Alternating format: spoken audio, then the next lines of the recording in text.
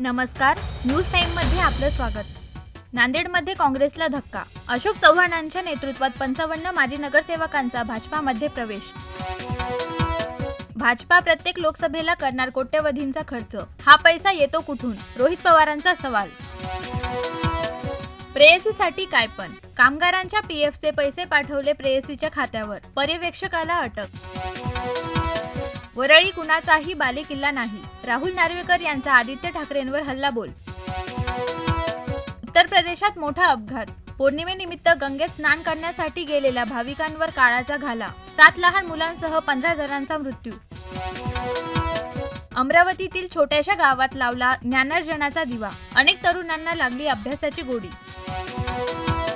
कोळशाच्या खाणीत कोणाच्या विजयाचा चंद्र? काँग्रेस प्रतिभा राखणार की भाजपाचं कमळ पुन्हा फुलणार? काय असेल चंद्रपुरातील निवडणुकांचं समीकरण?